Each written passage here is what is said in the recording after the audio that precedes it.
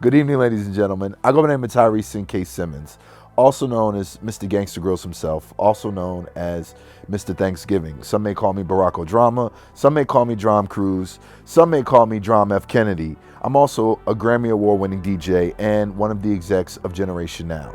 Most people know me as DJ Drama, and I'm right here with the TmrO app.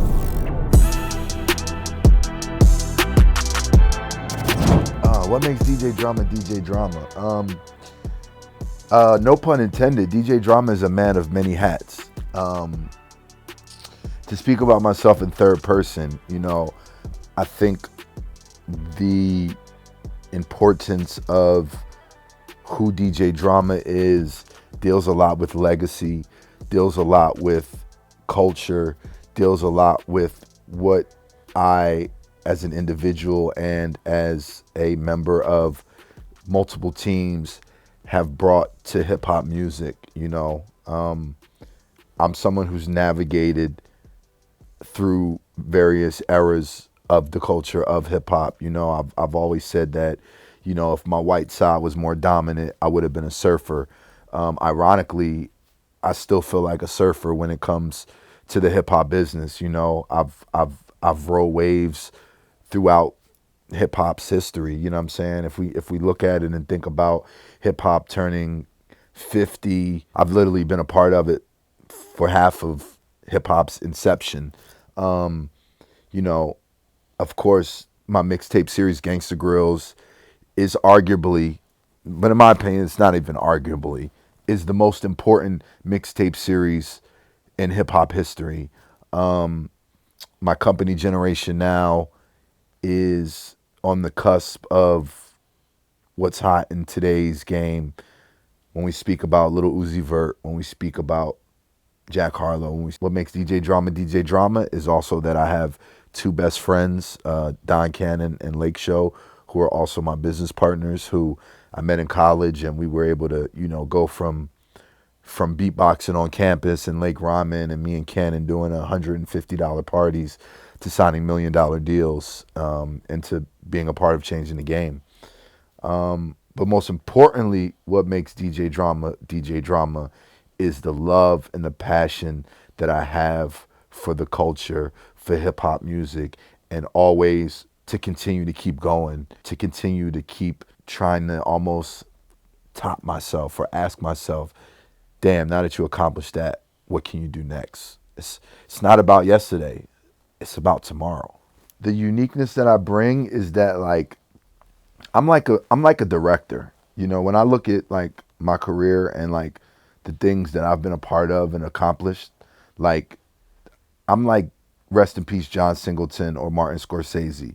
And when I say that, I mean it in the sense that when you look at Martin Scorsese, when you look at the degree of movies that he's made, from Goodfellas to The Departed to Casino and then to Shutter Island, or if you look at John Singleton and you look at From Boys in the Hood to Poetic Justice to Higher Learning to Baby Boy, my landscape of what I've been a part of and accomplished, I think it has to be celebrated in a sense. I'm a kid from Philly that literally watched the Roots get a record deal, be the first person or group that I saw on Rap City and Yo MTV Raps, or watch them go perform at the Trocadero opening up for the Fugees, and then to now watch them be on, Jimmy Fallon every night and their legacy. I'm that kid at 13 that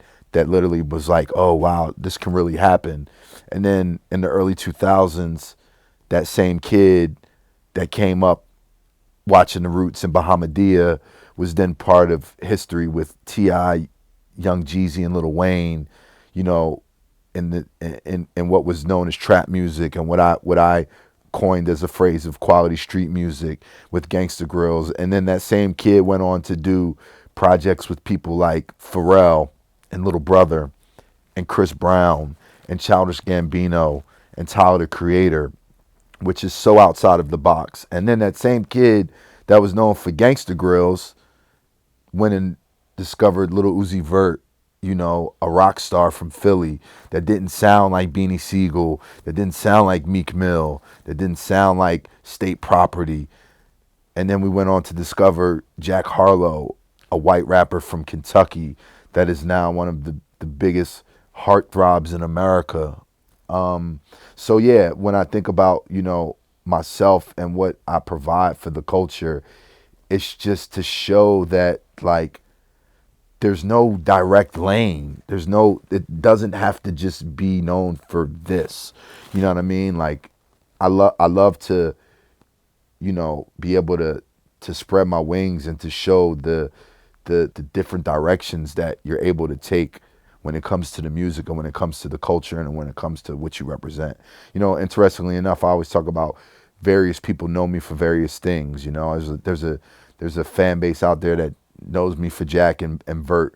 There's a fan base that just knows me because of my Wishing record, and there's a fan base that just familiar with Gangsta Grillz or knows me because I got rated for mixtapes. You know what I mean? So yeah, I mean, interestingly enough, when I was in college, I was a mass comm major, and I thought I was going to be a director, and I kind of turned out to be. Growing up, my dream as a teenager was always to move to New York, to live in Brooklyn, to live in a brownstone and be stomping in my Timberland boots, and to go to NYU for film school. And when I was 16, I came down to Atlanta with my father for a convention that he had for his work. And I remember driving down, listening to Southern Playlist at Cadillac Music when Outkast first dropped. And I had been to Atlanta before, but as a 16-year-old, I actually when we wound up coming, there was this thing called the National Black Arts Festival that was going on around the same time. And, I really just kind of like, I felt the vibe in Atlanta. Like it was something I had never seen before when it came to like people of color and, the way, young people were flourishing within the city, in all facets of life. And I actually wound up getting an academic scholarship to Clark Atlanta University. So that definitely had a role in, why I chose to come to CAU. And, a friend of mine who was a year older than me, who had went to the same high school, he was attending CAU, and I came down to visit him. And I felt the vibe on, just the vibe on campus. And like, I always knew like the city that I picked or the school that I picked, it was more than just about the school. It was like, okay, where can I go to kind of like do my thing? Like, you know what I'm saying? Like I've always had an incredible hustler's mentality, even as a teenager, and I think that's just, the Philly in me. Like a lot of it, like Philly hustlers are intense. So yeah, I picked Atlanta to go to school, and I also, at that time of my life, really wanted to go to a HBCU. So all the stars aligned, and I wound up here in Atlanta and attending Clark Atlanta University. I came to Atlanta at a time when the music scene was already kind of thriving and vibrant. I mean, LaFace was here, Social Def was killing shit, Dungeon Family was on fire, So by the time I got here in '96, like without even kind of realizing it, Atlanta was already becoming the hub or the mecca of, hip hop. You know what I mean? And I even tell people, like, even outside of what we saw on the surface level, like the studios in Atlanta, the way people were working, like a lot of people don't know Ashanti was signed to Hitgo, rest in peace to Shakir Stewart. She was down here writing. Kanye got his first placement through So Def. You know what I'm saying? He was out here mixing and mingling. There were writers, Brian Michael Cox, who went to Clark Atlanta University as well, who was doing records with JD and for Mariah Carey and things of that nature. So even outside of what we were seeing coming from Atlanta, there was so much that was going on behind the scenes within the city. With TLC was here, and Tricky Stewart, and you know what I mean. It was just a lot going on, and New York was definitely it's the birthplace of hip hop. But coming down here at a time, or even just the club scene, like it was nothing like what DJ Nabs was doing at Club Kaya back in the late '90s, and Alex Gidewan, who's one of the most known promoters in the country. You know what I'm saying? Was at a time when like Atlanta was was the party capital, was the party spot. So as a DJ, it was just it was like it was it was perfect. It was the ultimate in a sense where I look back thinking on it, where if I would have moved to New York, I might have been one of thousands, especially when it came to the mixtape game and what I was able to accomplish, or the direction I took the mixtape game in. Like nobody in Atlanta was doing what I was doing with mixtapes. Now there were mixtape DJs in Atlanta before me, of course. Shout to Edward J, shout to DJ Smurf, shout to Big DJ Monte and DJ Jelly.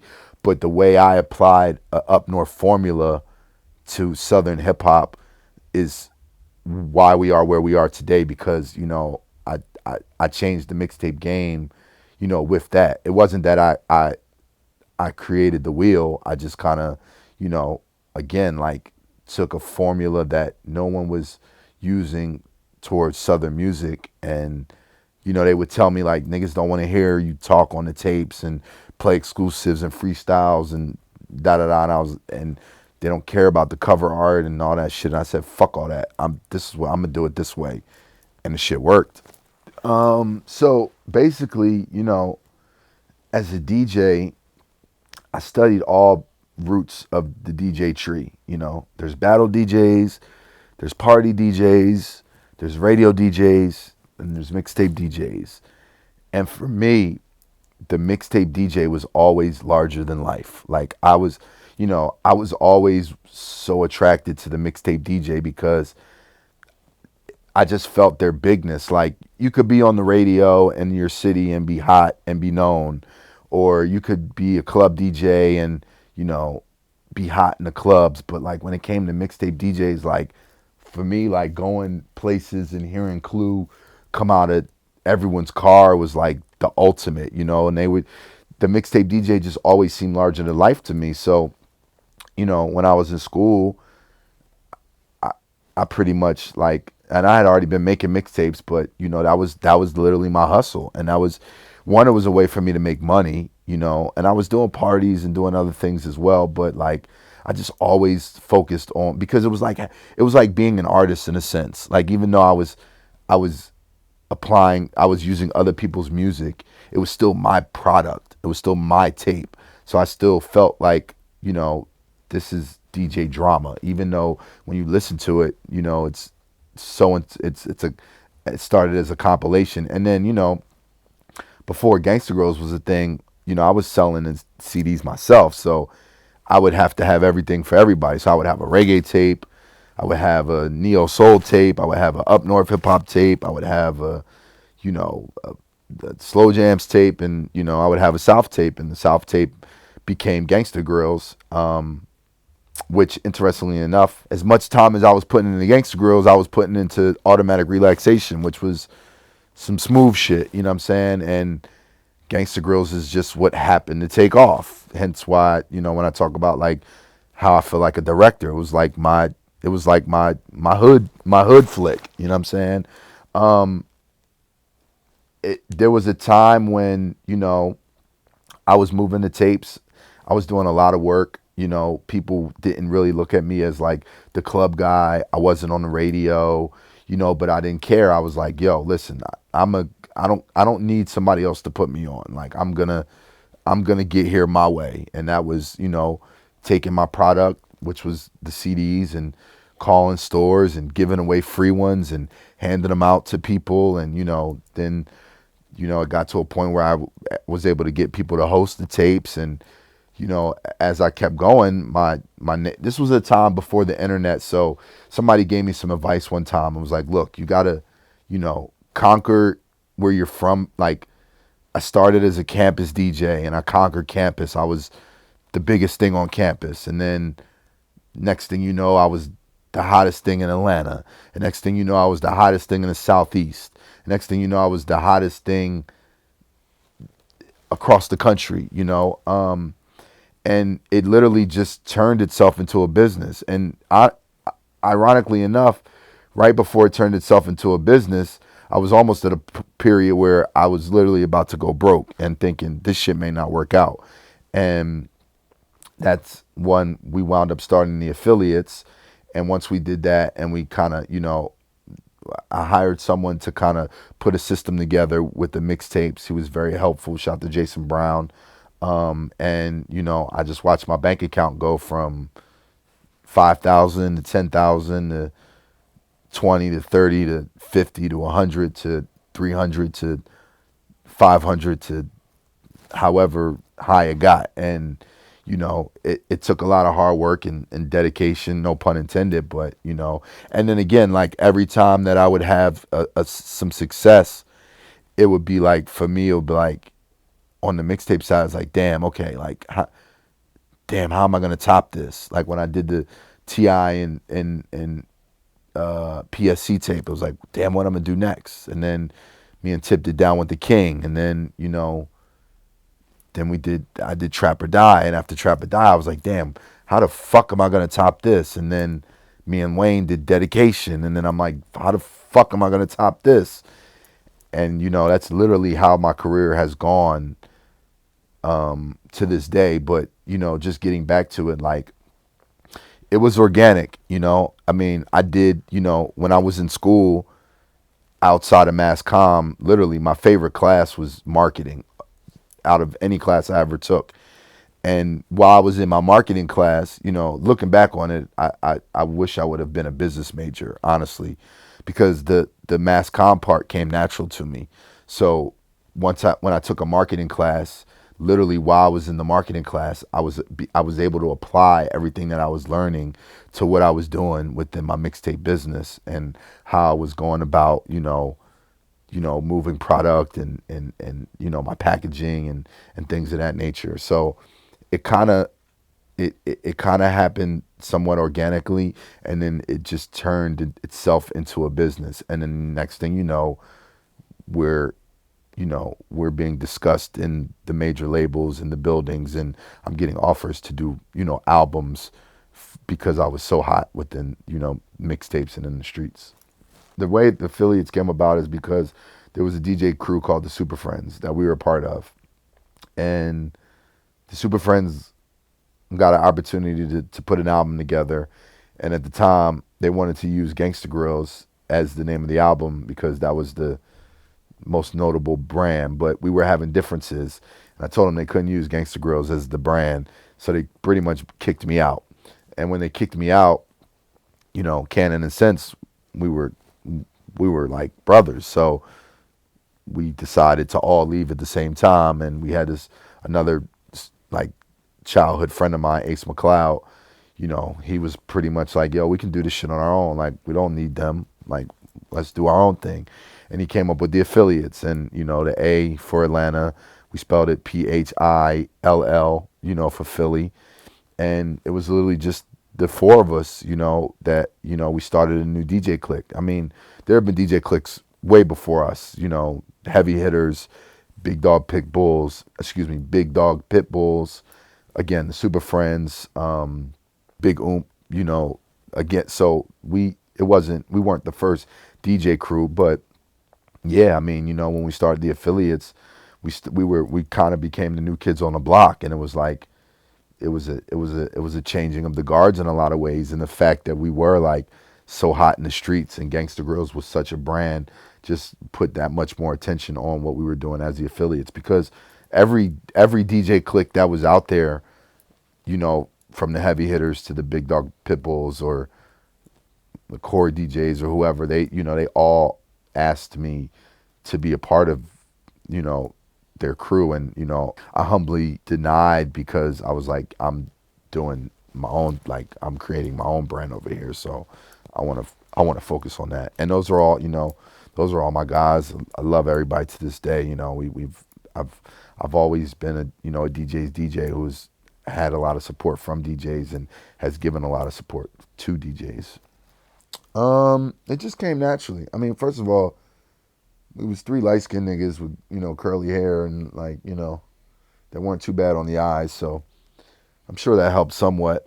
Cannon being fucking 6'6", And, again, we were coming with something fresh. Like, here we were in the South, three niggas from Philly that, got embraced and accepted from Atlanta. And, Gangsta Grillz was this fresh new, mixtape series with these new artists that were like creating like, again, quality street music. Like Ti was becoming one of the hottest things in the game, and Jeezy was one of the biggest in the game, and Wayne was coming into his own, and we were right there amongst all of this, you know literally in the epicenter and a part of all this, now looking back, history that was being made, not even realizing at the time the history we were making. You know what I'm saying? So, it just kind of like, it just took off. You know what I mean? I mean, we were doing it because we loved to do it. It was what we would do naturally. And, you know, again, then hence came the record deals and the label opportunities and offers, and the albums and the records. And yeah, first of all, like, we have to realize, like, there was what happened was the mixtapes were still alive and well in their form for a good period of time, even with me still hosting and doing tapes. And then Drake went and dropped If You're Reading This Is Too Late, and it went to the streaming platforms. And then from there, the kind of, the landscape of what a mixtape was transitioned, and it transitioned to then now where projects were going on the streaming platforms as mixtapes, but the DJ was kind of removed. I've done projects in the last couple of years that have definitely gone on streaming platforms as Gangsta Grillz.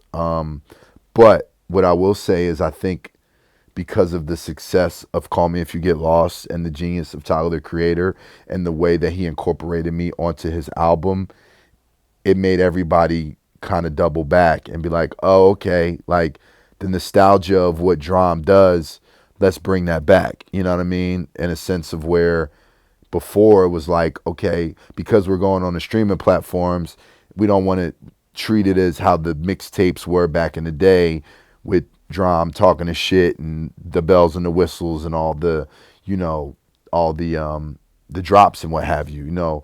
Tyler happened, Dreamville happened. We just did OMB Peasy's tape. I did Seti's tape, and it's literally the concept, or how I've been approaching it is the same way I was approaching it in '05, '06, '07, or what have you. So now when we say, okay, Gangsta Grillz is back to '06, now literally what people want from me is the same thing that they wanted from me at that space and that time, and they want it, on the streaming platforms, not just on the mixtape sites. So whatever tapes I have coming out going forward, I'm gonna be talking that talk, and it's gonna be Gangsta Grill drops and Cannon drops and the bells and the whistles, just like it was back in the day. So yeah, I mean, I think if somebody comes with some quality music, and then on top of that they have me on there, it's just that, like, I'm like a chef. You know what I'm saying? Like, they bring me their frozen chicken. I got the stove. You know what I mean? I set the degree straight to 375. Nobody has the spices that I have. I spice that bitch up. I cook it and I serve it. You know what I'm saying? So yeah, like that. The fact that the nostalgia of what I did and what the mixtape game had meant, and the fact that it almost became a lost art form, it's everything comes full circle in a sense. Same as when, in the late 90s, Bad Boy was sampling disco records and, you know what I mean, making hit records off that, or, it's so many things in music that just that come full circle, or at spaces and places in time when people want the nostalgia of what they may have came up on or what made them want to do music. Hence why Tyler went and got me to be a part of his album, because of what those mixtapes and what Gangsta Grillz meant to him. And now that Call Me If You Get Lost is a Grammy Award winning album, and it was so heralded and so genius.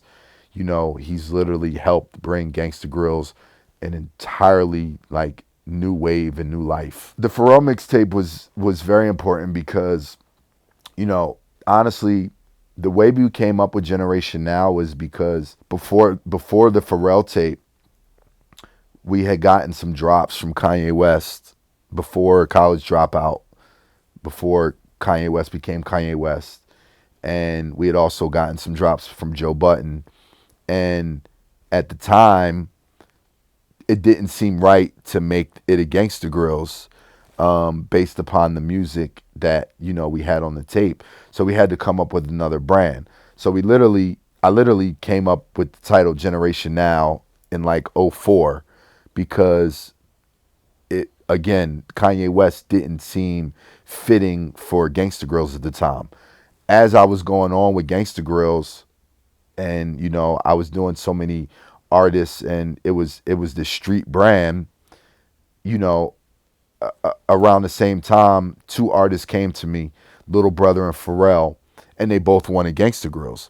And I remember getting some like pushback from people around, like, those aren't Gangsta Grill artists. Like, Gangsta Grillz is for like a street brand, you know. And me being, again, like, I'm from the cloth, but I'm also like, you know, I grew up like listening to Tribe and Wu Tang and Snoop and Black Star, and you know what I'm saying, like so many various artists that influenced me, that this here was my opportunity to take Gangsta Grillz and, again, as a director, make Higher Learning instead of Boys in the Hood. So when Pharrell approached me, I was like, I mean, first of all, it's fucking Skateboard P. Nobody who's saying no to skateboard. Like, you're not. I would never say no to skateboard. And that tape significantly was like a turn in the Gangsta Grillz brand, because then it was like it brought the Pharrell's hipster crowd and Gangsta Grillz, you know, fan base together and meshed this whole new wave of like kids that, you know, the same kids that come up to me and talk about how important, or not even kids, but grown people or whatever, or how much Trap or Die influenced them or Dedication influenced them. I get a whole wave of people who tell me how important the Pharrell In My Mind prequel mixtape meant to them, Tyler being one of them. You know what I'm saying? So that tape was a moment for me where I was really able to show and prove, like, you know, Gangsta Grillz is what I make it. You know what I'm saying? And like, I'm gonna be able to take this into so many directions, like Little Brother, Dead Prez, Rhapsody, Childish Gambino, Chris Brown, Jeremiah. Like, there's so many, and I name all those artists because at one period of time, people might have looked at it like, what? Childish Gambino, Gangsta Grillz? But like, Pharrell was basically the epitome of the beginning of being able to create that foundation to, you know, take my brand into so many directions. And also shout to Little Brother. I actually just answered this question, but I'm gonna do it again. I'm gonna say it again. So, top 5 artists that I would want to do a Gangsta Grillz with.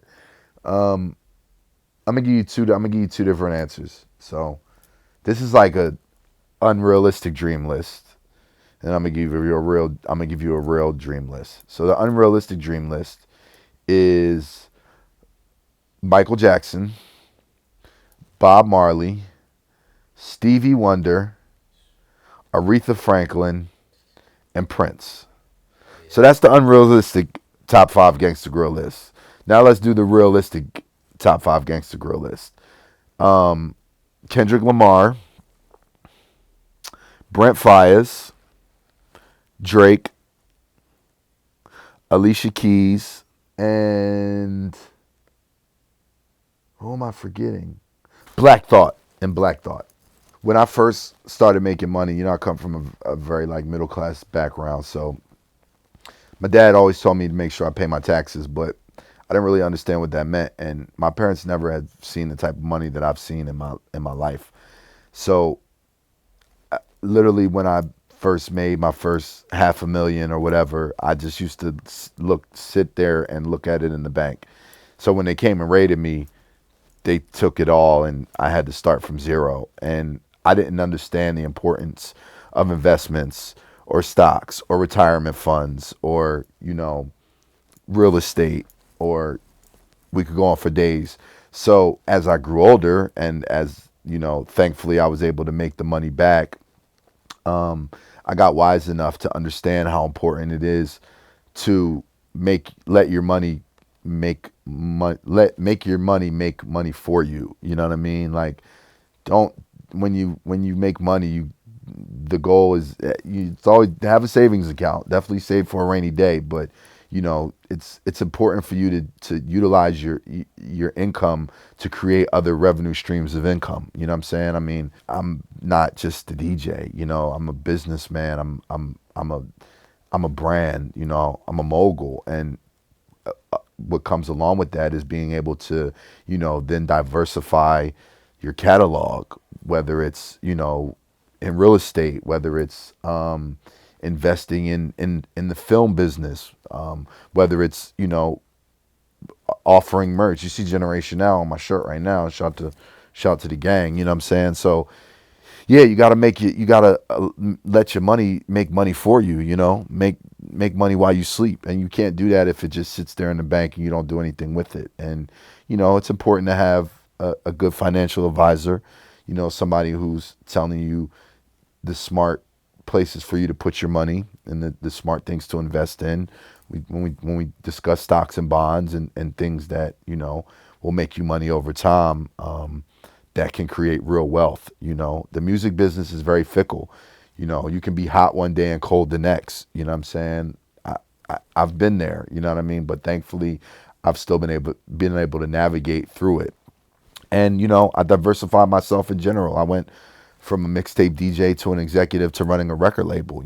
I changed with the times, and I've been blessed to see the type of money that I just learned I'm in the 1%, which is crazy. That I've been able to see the type of money that most people will never be able to see in their life. And, you can't take that for granted. And, it's about creating wealth for not only yourself, but your family and, your kids and their kids and so forth. So I think that, when we look at the American dream, and we look at companies or families, through the history of America that have now become brand names, those are all people that were smart enough to understand the importance of, not trying to be rich, but be wealthy. Absolutely, 100%. Quality street music still exists. Little Baby is quality street music. Lil Durk is quality street music. Seddy Hendrix is quality street music. Rod Wave is quality street music. A little more on the emo side, but I mean, Kodak Black is quality street music. Like, that term, I made that up. Like, that term didn't exist before me, but Snoop Dogg was quality street music. The Chronic was quality street music. Ready to Die was quality street music. It was just, yeah, no one had properly put those three words together until I came along and coined it that. But it was here before me. I was a part of it, and it's going to be here long after me. You know what I'm saying? So just because it's something that I may have came up with does not mean that it still doesn't exist in today's time. Young Thug is quality street music. Gunna is quality street music. Okay.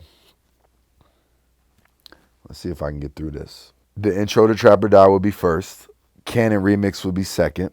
Photo Shoot, Gucci. House Party, Meek Mill. They Be Killing Them, Fab. No Bullshit, Chris Brown. Liquid Swords off the Pharrell tape. Dick Pleaser off Dedication 3. Corso, Tyler the Creator. And I'm forgetting a lot. I love you all. This is hard. I'd have to go Artist Storytelling Part 4, Outkast off my first album.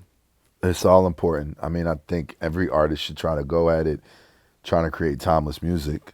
Like, whether it's Ashanti making Foolish or Biggie making One More Chance or Entombed making Juicy Fruit. Like, and I'm sure someone has reused One More Chance beat since then or reused Juicy Fruit since then. Like, the goal is always should be to be make timeless music. Unfortunately, we're in a day and time where we get 50,000 new songs every Friday, but yeah, everybody can't have a Thriller or Off the Wall under their belt, but it's all important. I mean, you know, regardless, like nobody can argue that hip hop as a culture or as a art form of music has had the longest impact over time. I mean, we're literally going on 50 years, like, and the popularity of it has been dominant for quite some time. Like, every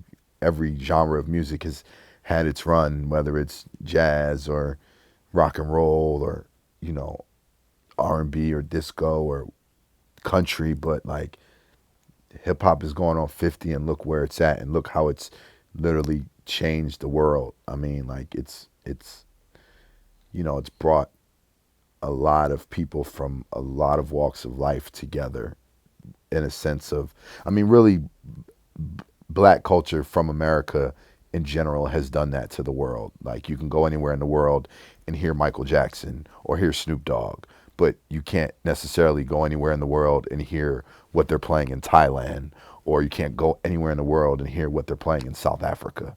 You know what I'm saying? But you can go anywhere in the world and you can throw on Snoop Dogg and they're gonna know it. You know what I'm saying? So I think it all. I can't pinpoint and say what's if one is more important than the other. I mean, as a music lover, like it's a vibe, it's a mood. It's just it's if you're at a day party, you don't want when I don't want to hear dreams and nightmares. I want to hear Aaliyah rock the boat. You know what I'm saying? But if I'm at the nightclub in Vegas and all the tapers come out, you want to hear dreams and nightmares.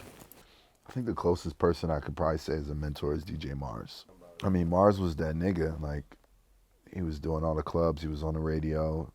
He started the Super Friends. He took us under his wing.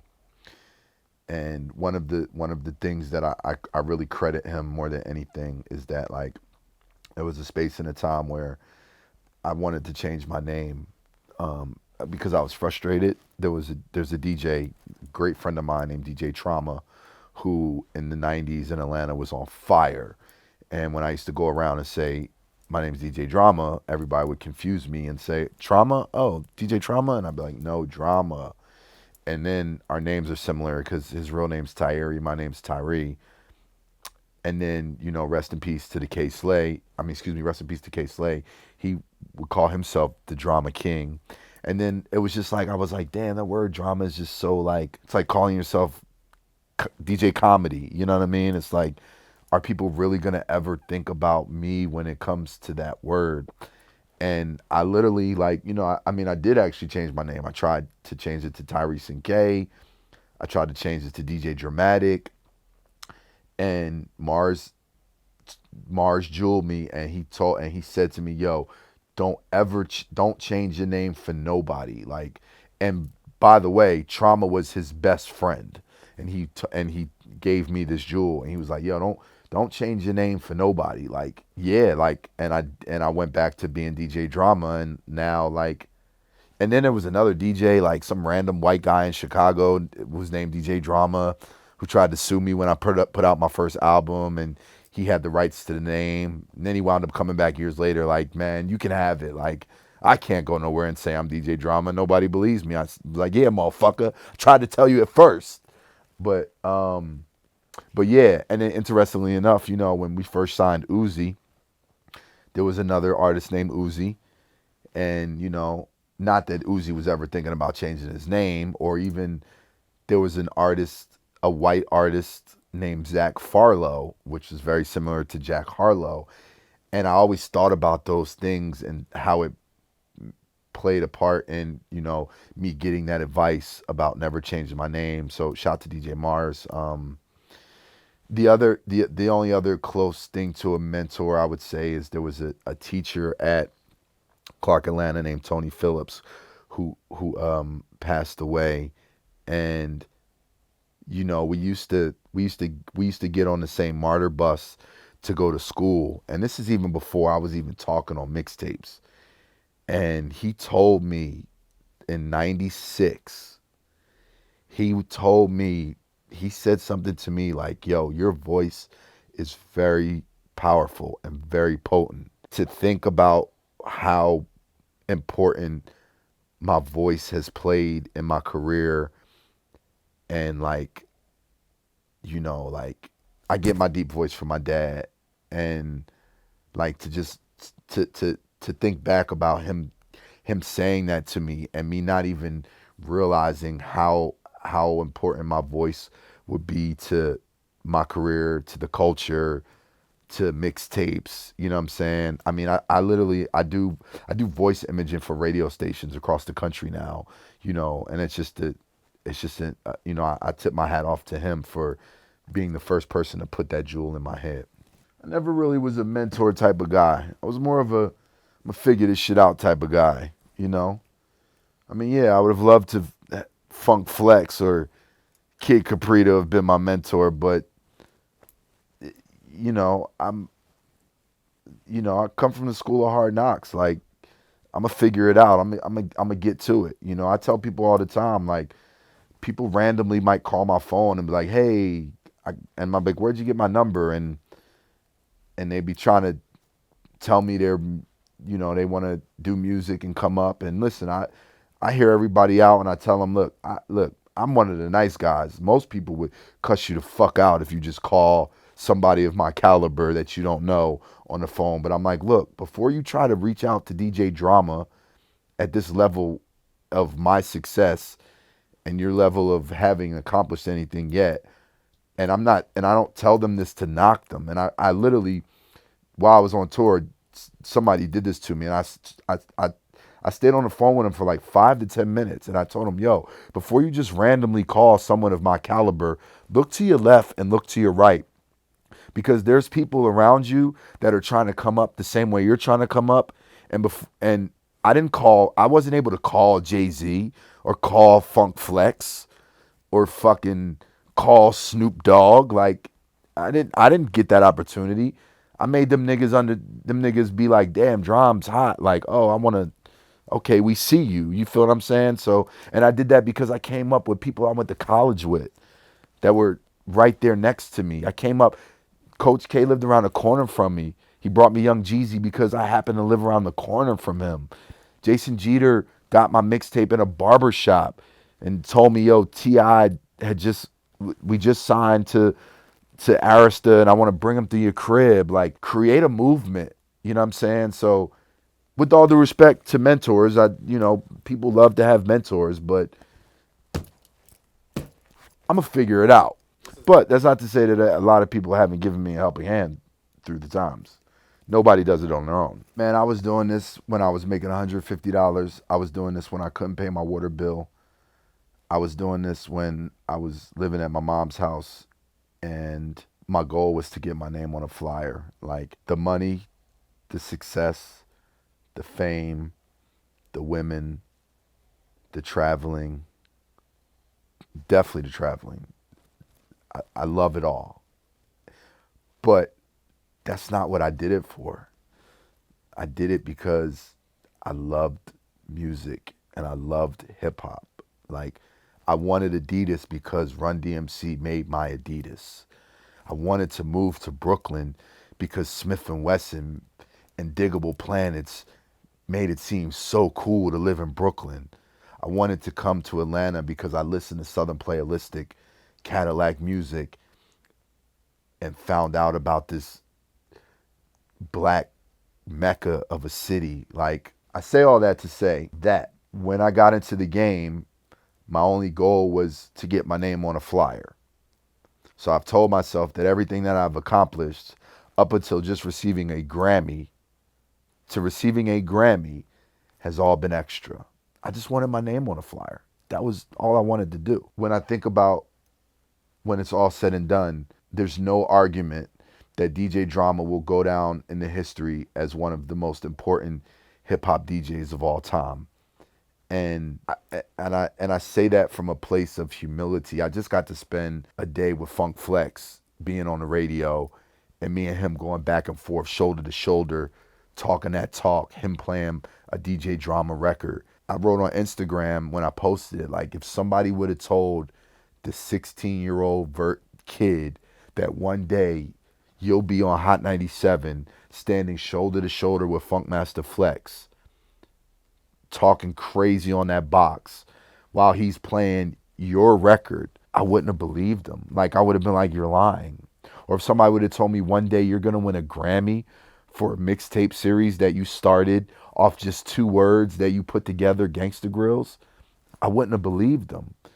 So if you do it out of love and you do it for the passion, that's going to enable you to create a lane. Like, I'm not the first mixtape DJ, you know. I'm not the first mixtape DJ to talk on a tape. I'm not the first mixtape DJ to have a host on a tape or to have dope covers.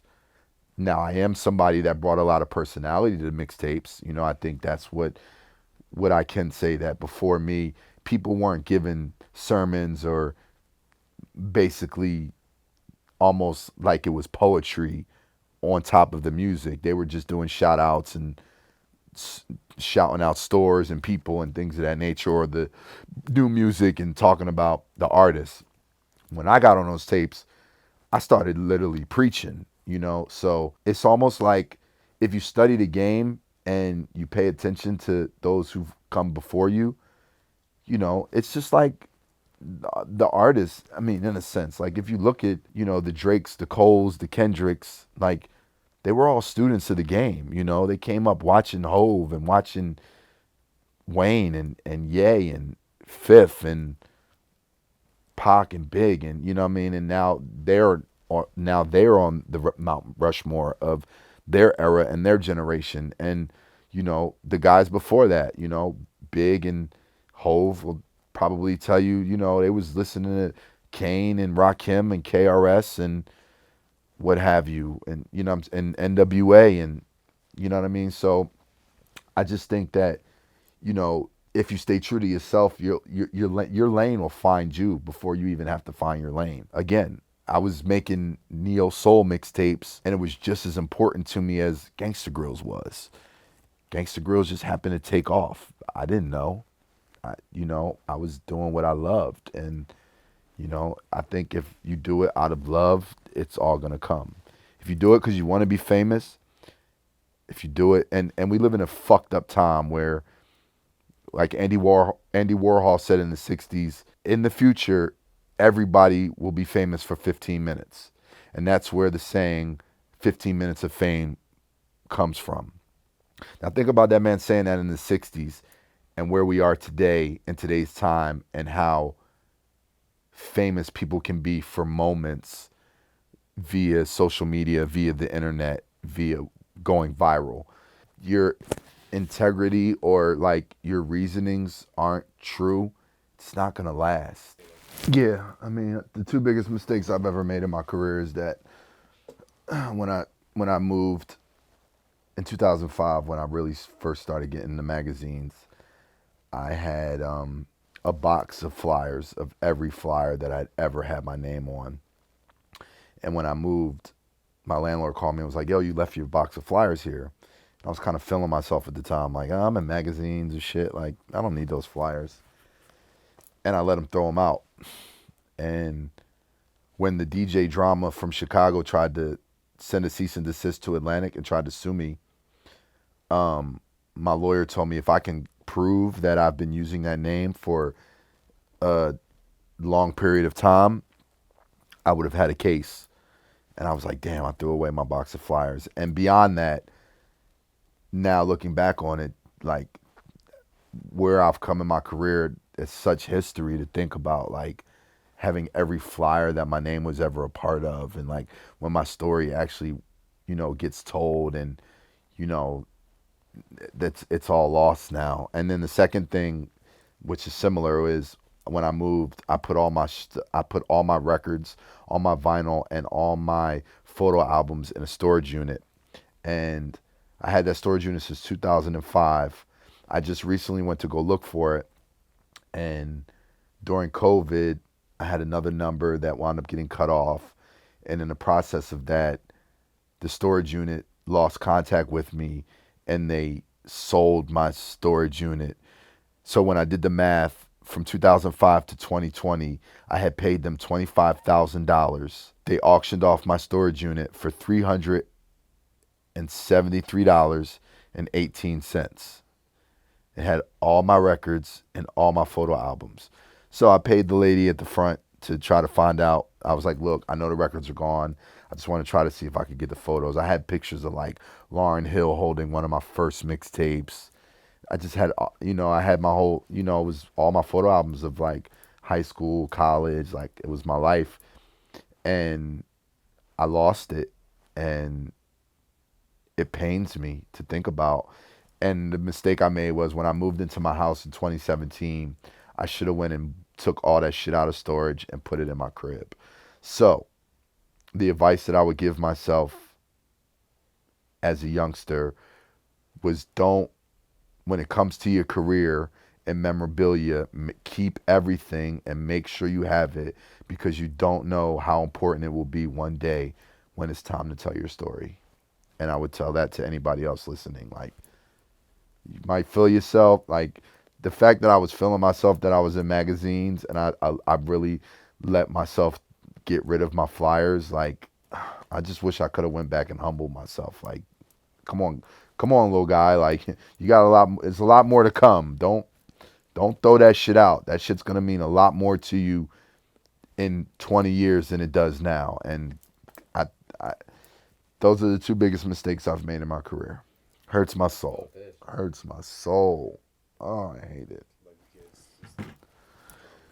When it's all said and done, I just want it to be said that DJ Drama had a legacy of always putting on for the culture, of always being known from being from that cloth of what hip hop is. I just want to be remembered. Like, I want when it's all said and done, like, for my story to be able to be told from my humble beginnings to what I accomplished, almost as like a tale of like, if I can do it, you can do it. You know what I'm saying? Like, never in a million years. Like, when I'm on a plane and I'm above the clouds, like, I get sentimental at times when I think about like the things that I've accomplished and the places that I've been, or when people like take pictures with me, and people ask me at times like, doesn't it get old, or like, don't you get bothered by it or something, or like, and I'm like, what? Like, I'm a DJ. Like, they could not give a fuck. You know what I'm saying? Like, I never take none of that for granted. I try never to tell anybody no to a picture. I give my number out to random people who say they want to do music, like, because I know where I came from, and I know the dream is real. Shout out to Kenny Burns.